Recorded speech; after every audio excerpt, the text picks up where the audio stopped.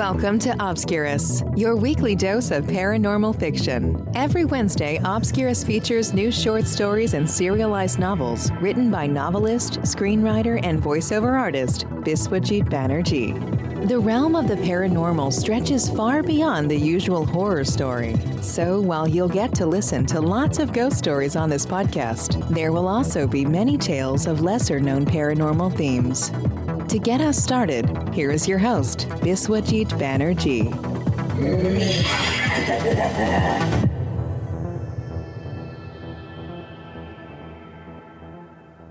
Hello and welcome to Obscurus.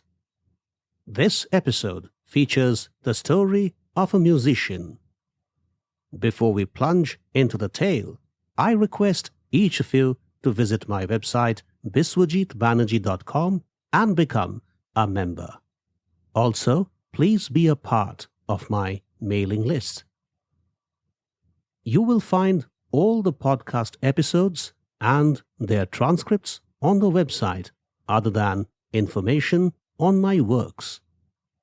And of course, I have another website, obscurus.buzzsprout.com, dedicated to this podcast alone. Other than all Obscurus episodes and their transcripts, the dedicated website also provides chapter markers for easy navigation. Okay, it's time for the story. A musician's honeymoon turns out to be his biggest nightmare. His wife's sudden insanity frustrates him to the core. But why has she gone mad? Let's find out.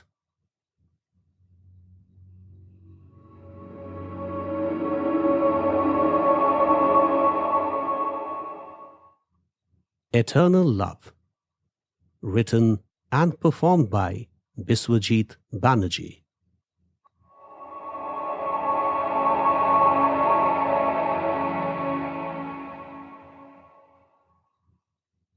Vishal Gupta never thought that his honeymoon with Nisha would turn out to be worse than his wildest nightmare. A musician by profession, Vishal braved the most unmusical times of his life.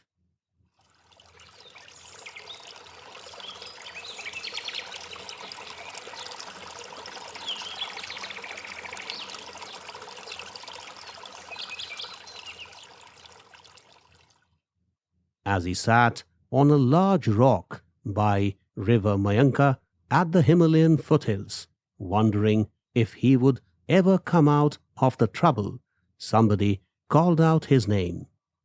He turned around to find one of the boys from the hotel running towards him. He got up as the boy approached him. Sir, it's an emergency. Ma'am is standing at the edge of the terrace, perhaps with the intent of jumping, the boy said as he struggled with his breath. What? Vishal shrieked. You mean she is about to commit suicide? Looks like that, sir.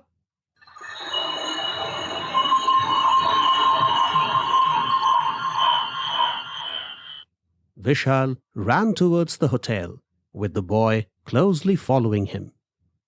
The strange series of events that had so unexpectedly plagued the honeymoon flashed before his eyes. Nisha's sudden and unceasing silence. Weird spells of laughter.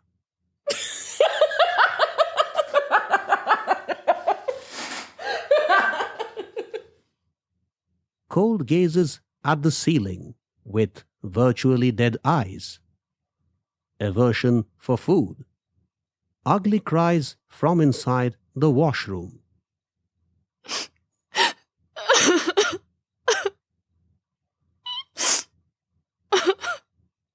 And attempts to hit her head against the walls.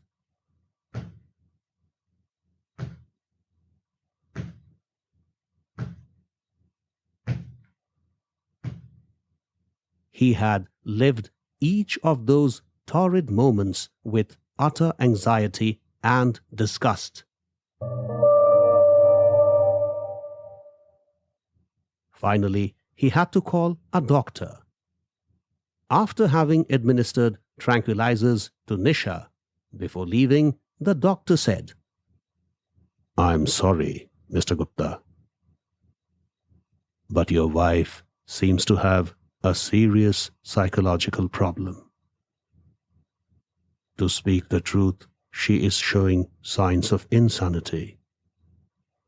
I suggest you stop the honeymoon and take her back to the city for treatment.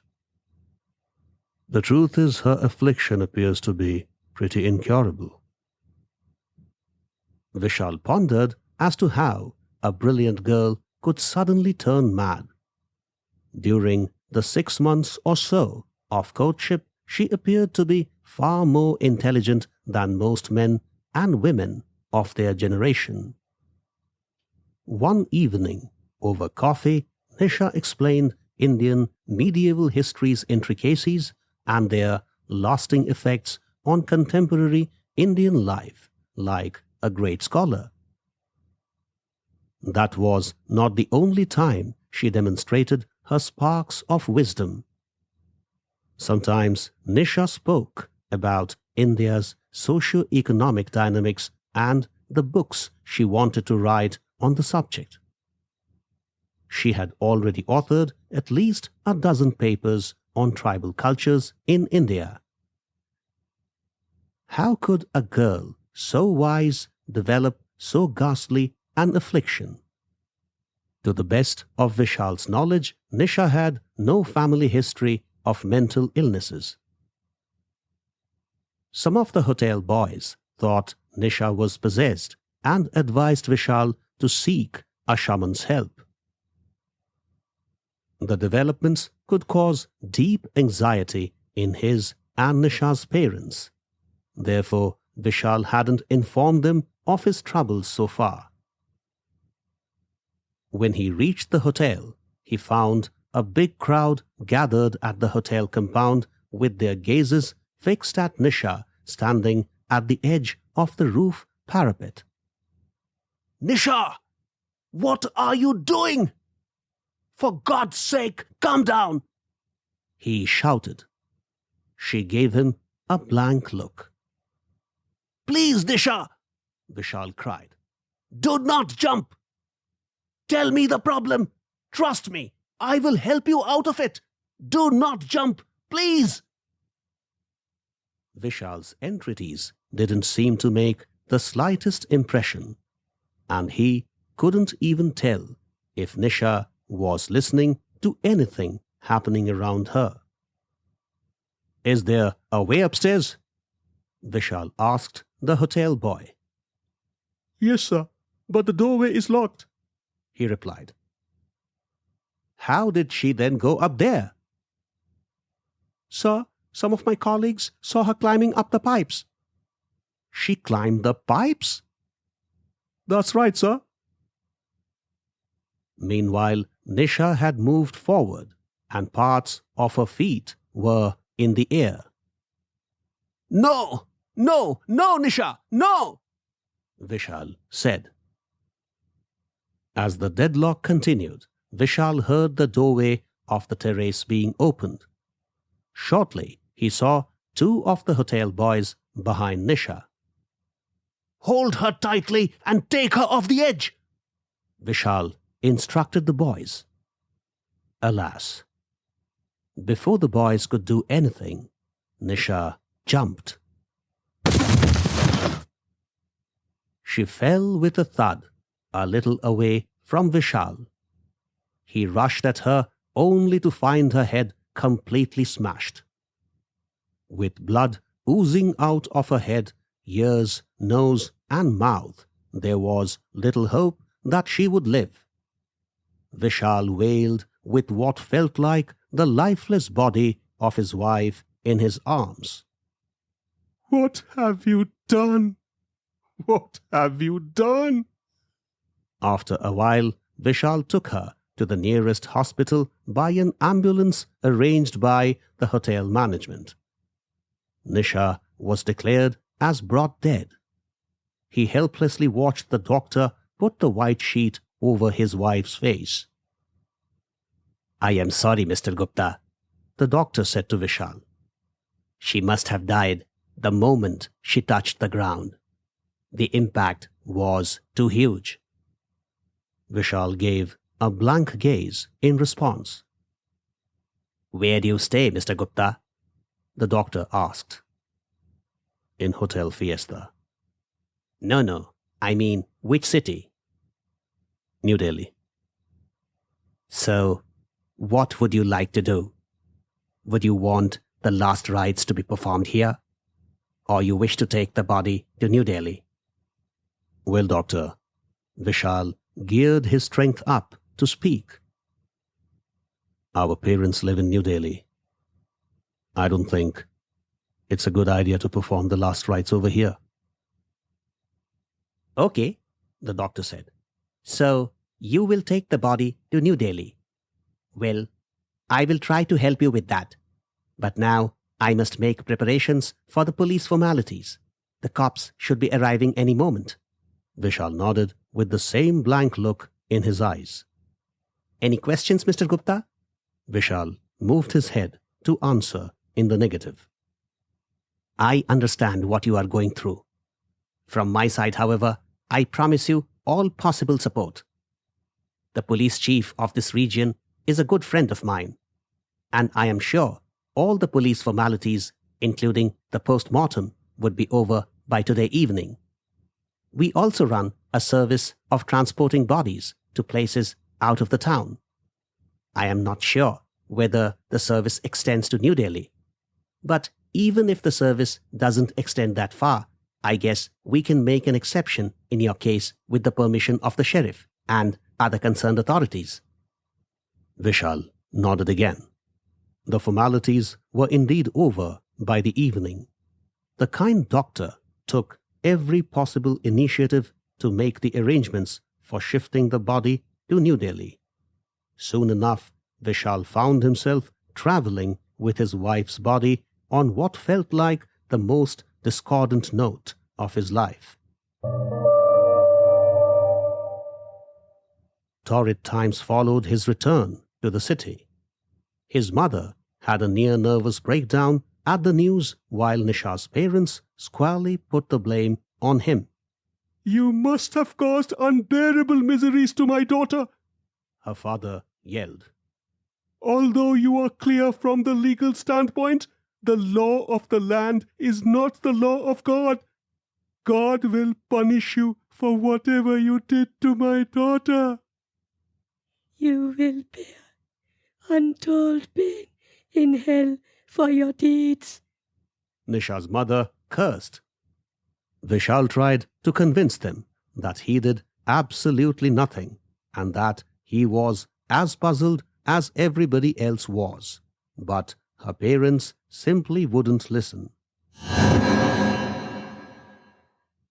However, Vishal's father showed a lot of character and helped him put the past behind in every possible way.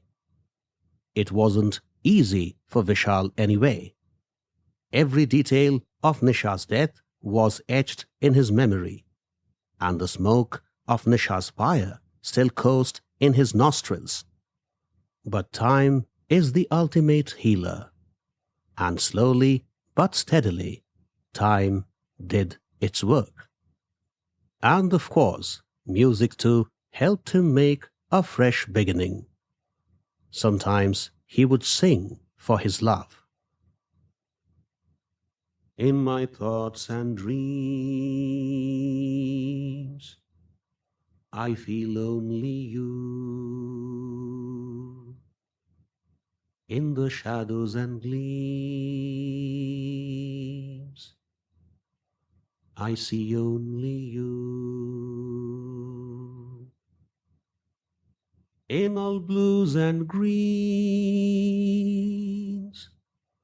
I sense only you.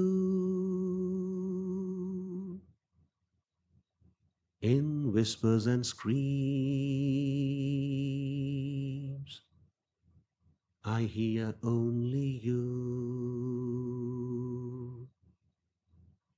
You, only you, you.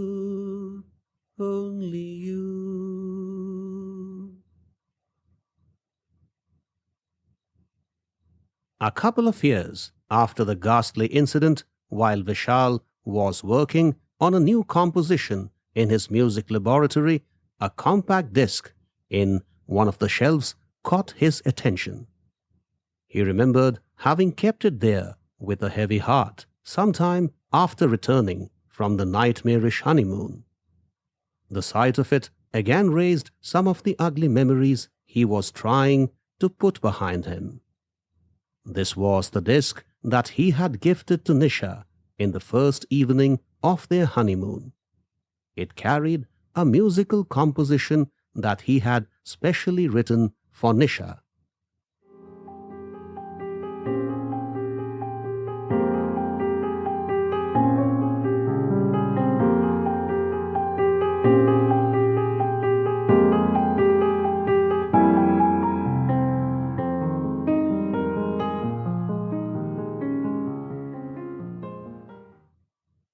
This is my gift to you, my adorable wife. This should make our honeymoon really special, he said to Nisha as he placed the compact disc in her hands. What is this? Your newest musical composition? Nisha responded excitedly. Yes, my dear, I have composed this piece only for you. What is the theme of this music? Love? It is love beyond life and death. It is eternal love. In fact, I have named this album Eternal Love. This is only for you. I shall never release it commercially. Vishal smiled. Great. Vishal recalled that he had left the hotel room to get some flowers for Nisha after making the gift of eternal love. On his return, he found Nisha behaving erratically. That was the start of the chain of miseries. Later in the evening, when she was asleep, he found the compact disc of Eternal Love in the CD drive of her laptop. At that time, Vishal did not see any possible connection between the musical composition and Nisha's behavior. But now he sensed a weird but possible link. What if Eternal Love was in the nature of a musical composition titled Gloomy Sunday? Gloomy Sunday is called the Hungarian Suicide Song. It was composed by Rhizocerace, a pianist and composer, in 1933. The lyrics had somber intonations wherein the protagonist wants to commit suicide after his lover's death. There were also references about the lovers getting united in the afterlife. The song was apparently responsible for a number of people committing suicide. While no one could tell for sure if the song instilled suicidal tendencies in the listeners, some believed the song had the powers of making subconscious suggestions to commit suicide. Interestingly, some people think that Rhizocerace also fell victim to his own composition. Did Eternal Love also possess such powers? Although Eternal Love was a piece of music and not a song, Vishal lived through strong feelings when he composed it. Thoughts of their love transcending space, time, and matter crossed his mind. Misty visions of their bond, even vanquishing death, found musical expressions through the piece. The possibility that Eternal Love carried such properties was remote. The composition did not affect his psyche in any way. Then he realized that he had not listened to the entire piece in one go. Perhaps this piece of music impacted one's psyche only if one heard it all together.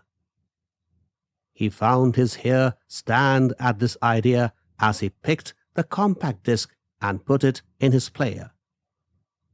And then he put the music on.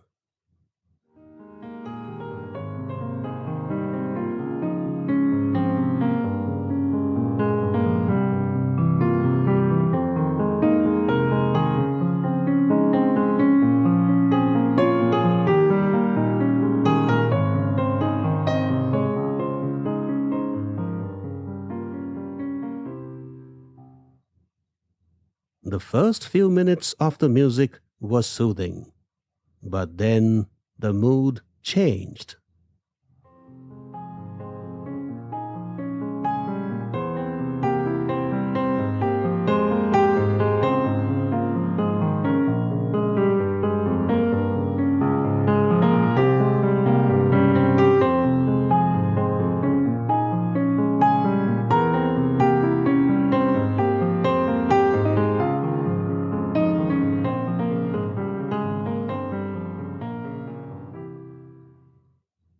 Vishal realized that the portion which was intended to convey love in the afterlife sounded somber.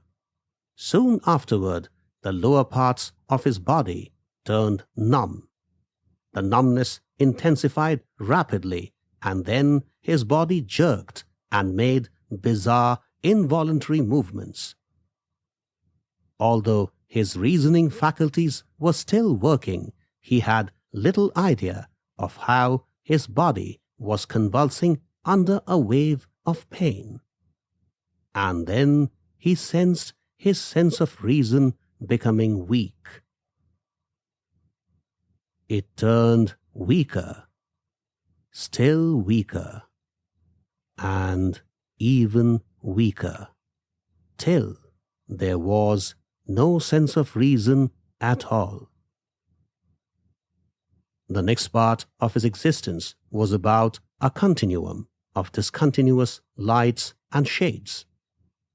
He sensed people around him but couldn't see or hear them clearly. The days also robbed him of his sense of time. A strong voice spoke from within. "Move to the terrace. You are an eternal lover after all." And he obliged.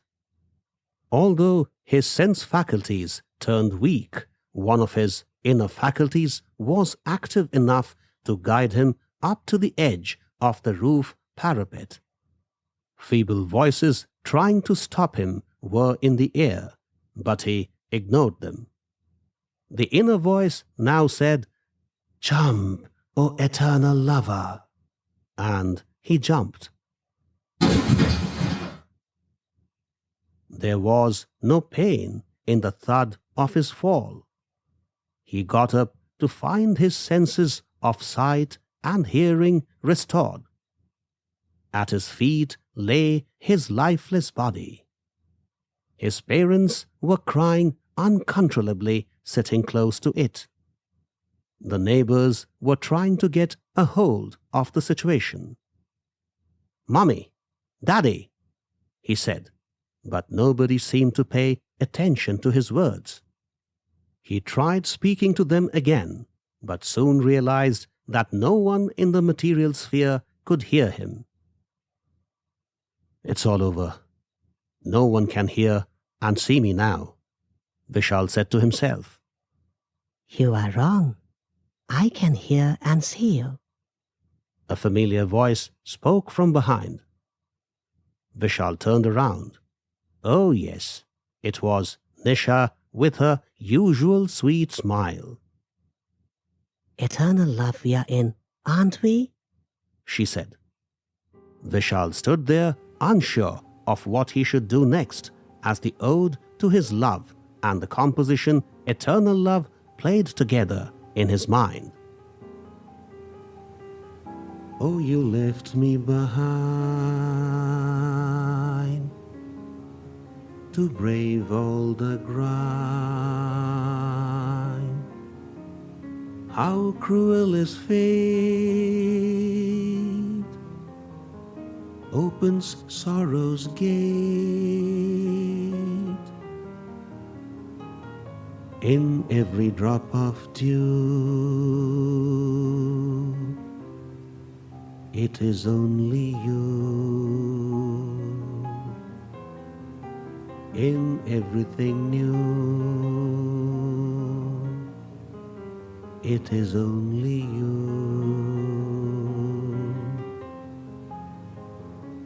You, only you.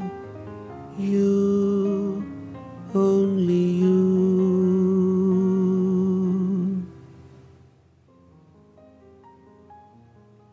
Nisha, you... He could barely speak. Yes, Vishal. It's me. Only me. Me. Only me.